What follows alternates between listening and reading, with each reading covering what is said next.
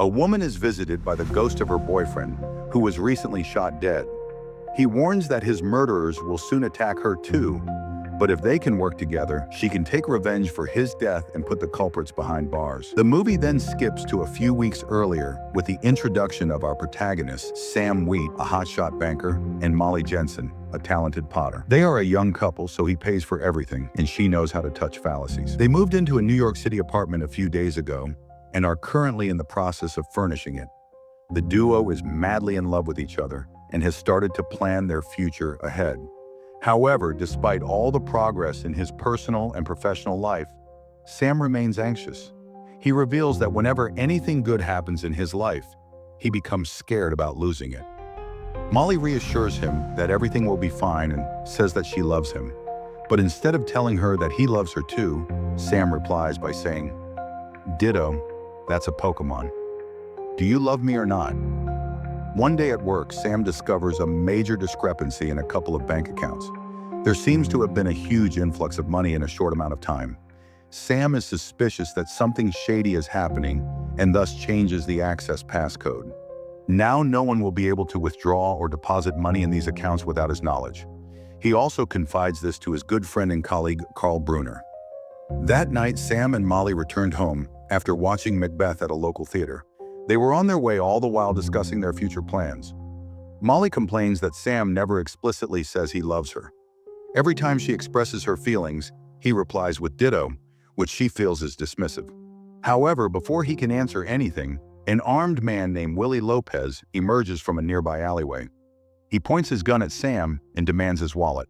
The banker's about to comply, but the situation suddenly takes a turn for the worse. Molly in an attempt to calm down. Everything approaches her lover. This prompts Willie to smack her in the face, an act that enrages Sam. Seconds later, he lunges at the thug, and the two get into an intense scuffle as Molly screams for someone to help them. A loud gunshot rings across the desolate street. The camera pans away as we see Sam chasing Willie, who seems to be fleeing from the spot. It appears as if the thug has given up and that our hero has taken charge of the situation. However, when Sam returns back to the earlier spot, he sees a spine-chilling sight. Molly is weeping over his lifeless body. Sam is shaken by what he is witnessing and even tries to touch his own face, but his hands go right through the body, and soon two people pass through like he is made out of air. Suddenly, a stream of bright white light appears from the sky, right where Sam is standing. It is obvious that this is a pathway sent by the angels to take Sam to heaven. However, he refuses to go with it and runs back to the spot where Molly is still trying to wake him up. She clearly doesn't realize that her lover has actually already passed away. Shortly afterwards, an ambulance brings Sam's body to a nearby hospital where he is officially pronounced dead. Ghost. Sam watches everything with confusion, still finding it difficult to grasp what is happening. He sits down right next to the stretcher on which his corpse has been kept. This is when an old man arrives at the scene and asks what happened to Sam. It is revealed that the old man is also a ghost, who is also still lingering. Around the living world, your girlfriend is a potter too, yeah? Can't get over the fish thing either, can you? I know, buddy. Sam is so rattled by the recent events that he is unable to say anything. This makes the old guy realize that Sam is struggling to make sense of what's happening. He thus reassures the young man that everything will soon seem normal. The duo then sits quietly and watches the doctors operating on a cardiac patient in a nearby room. Shortly afterwards, a bright stream of light appears over the operating table. The patient's soul then leaves his body and flows away with the light. This finally makes Sam realize that he's become a ghost, having come to terms with his death. Sam begins to hang out in his apartment. The days pass by, and he sees that Molly is utterly broken. She talks to herself, cannot focus on her work, and sobs from time to time. Sam is disheartened that he cannot communicate with her no matter what he tries. But rather strangely, he realizes that her pet cat can sense his presence. Stop licking your butt and tell her that I miss her. A few days later, Carl comes to the apartment and helps Molly sort her deceased lover's belongings. She puts all of Sam's personal belongings, including his small address book, inside a shoebox. Meanwhile, Carl urges Molly to go out of the apartment for the sake of her mental health. He then asks if she would like to go on a walk with him, to which Molly hesitantly agrees. Nearby, the ghost of Sam is also about to leave the apartment, but Molly locks the door from the outside. This forces Sam to test if he can walk through doors, and he begins to put his arm through the wood. However, his attempt is interrupted when Willie suddenly barges into the apartment. The thug immediately starts scanning all the rooms as he seems to be searching for something, enraged. Sam swings his fist, but just like before, his punches go straight through the intruder. He is forced to watch helplessly as Willie continues to ransack the apartment. Unfortunately, things go from bad to worse as Molly soon returns home. The killer, who is carrying a gun, is still in the apartment and fully aware of her arrival. Sam desperately tries to warn her about the impending danger, but to no avail. She goes straight upstairs to her bedroom and begins to undress. On the other hand, Willie hides nearby and enjoys the view like a pervert. Desperate to save his girlfriend's dignity as well as her life, Sam comes up with a plan. He sees their pet cat nearby and remembers how it sensed his presence earlier. So he lunges at the cat without warning, spooking the poor animal. The cat in turn jumps at Willie and scratches his face. This forces him to get out of his hiding place and flee the apartment.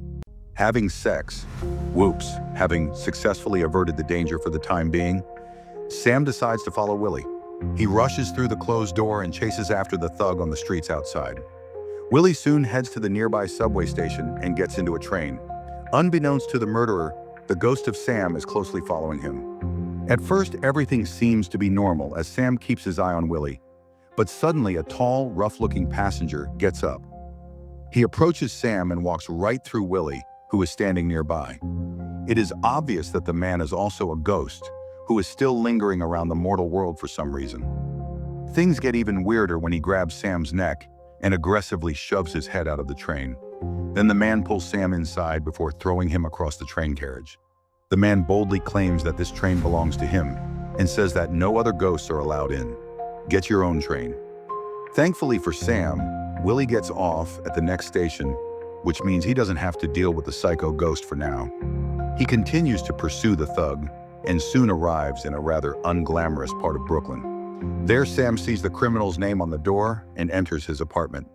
Shortly afterwards, Willie gets a phone call from someone, and we get to know some chilling information. It is revealed that Sam's death was not simply an accident. Someone had paid Willie to do so. In fact, Sam realizes that the thug will return to the apartment once more because he wants the wallet. As if this wasn't enough, he sees Willie creepily glancing at Molly's driving license. Sam loudly warns the thug to stay away from her, but nobody can hear him. Following this, a bewildered Sam walks out and starts wandering through the city streets. He is desperately looking around for help when he sees a strange office nearby. There is an advertising board for Oda Mae Brown, a local con artist who poses as a medium for people who enter the office and see Oda Mae faking her abilities to an old woman who has lost her husband. He is left unimpressed and criticizes her for scamming the client. OD hears him and initially dismisses his voice as an illusion, but as Sam keeps passing comments about her work, she snaps back and asks where the voice is coming from.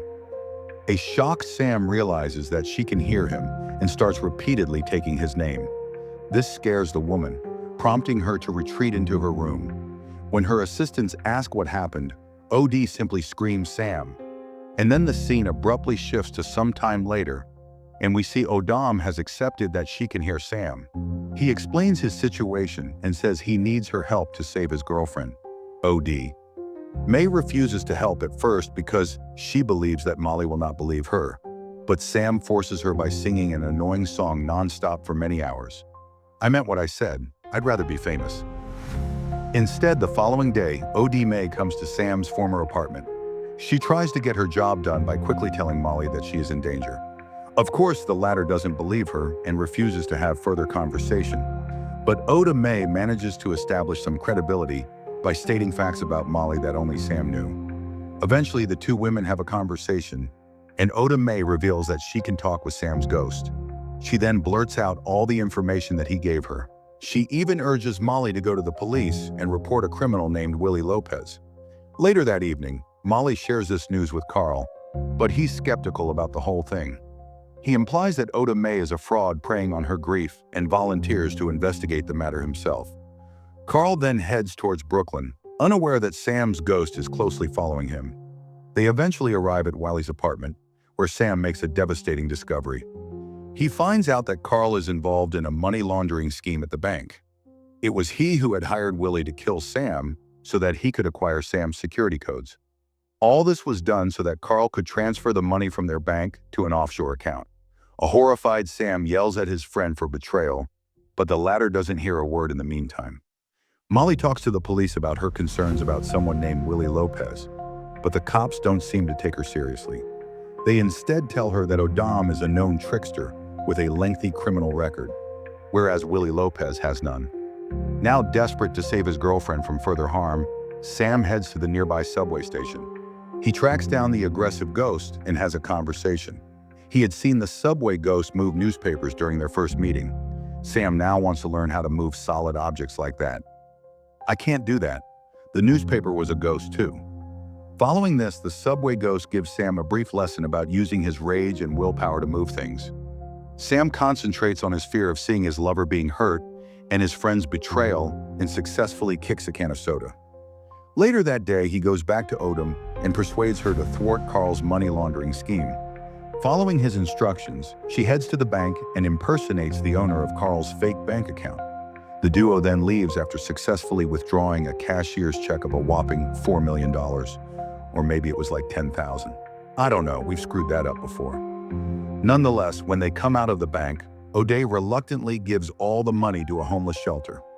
On the other hand, this news soon reaches Carl, who had promised to transfer the money to an offshore account. He gets incredibly desperate when he finds the account closed and empty.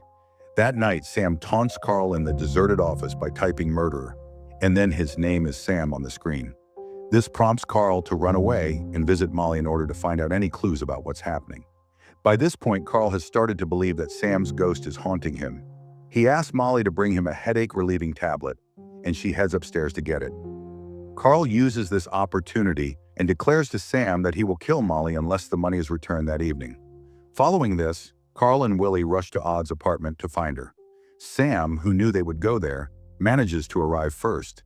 He warns Odemi May and her two sisters to quickly escape and take refuge in a neighbor's apartment. Sam then uses his powers to separate the two thugs during their attempt to ransack Odd's apartment. A panic-stricken Willie, who is seeing objects fly on their own, flees from the apartment. But unfortunately for the thug, Sam continues to knock him down repeatedly. The chase forces Willie to run between two motorists at a busy intersection. He is sandwiched between the vehicles and eventually killed on the spot in a horrifying twist of events. Wiley's ghost arises and sees his corpse. Before he can realize what's happening, a group of howling dark creatures emerge from nearby shadows and pull him to hell afterwards. Sam and OD return to Molly's apartment to warn her about Carl, but she refuses to let OD in and breaks down in grief.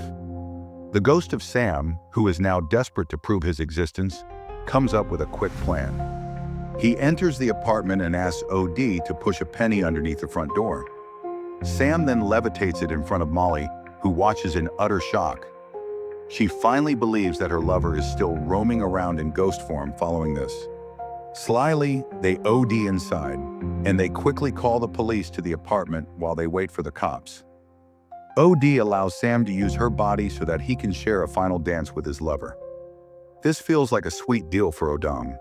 Unfortunately for the trio, though, Carl arrives with the malicious intent of murdering Molly, and the women flee while Sam is left momentarily weakened, as he had used a lot of energy to possess Odd's body. In the meantime, Carl chases the two women to a storage room. He manages to get a hold of OD and threatens to kill her. However, Molly comes to the rescue and holds Carl off long enough for OD to escape his grasp. Now blinded by rage, Carl grabs Molly and holds her at gunpoint for the money, but Sam recovers just in time to disarm his ex-best friend and attacks him relentlessly. A desperate Carl attempts to escape through a window and flings a scaffolding hook in Sam's direction, swings back, and shatters the glass in the upper part of the window. Sadly for Carl, a giant shard slides down and fatally impales him before he can climb out. Moments later, Carl's ghost arises from his corpse. Much to his astonishment, he finally sees Sam's ghost standing nearby, but the latter has a solemn look on his face. Before the two can get into a fight, the dark creatures once again arrive and drag a screaming Carl away to hell. In the aftermath, When Sam goes to the women to ask if they are all right, Molly suddenly realizes that she can hear him. A heavenly light then fills the room, and Sam becomes fully visible to both the women. He looks behind him and sees hundreds of people, presumably angels, in a portal to heaven.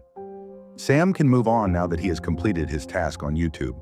The movie ends as he shares one last kiss with Molly and his audience, and that's weird, and then departs for the afterlife. Subscribe for more videos like this, turn on notifications, and leave a like to help the channel out. Thank you for watching.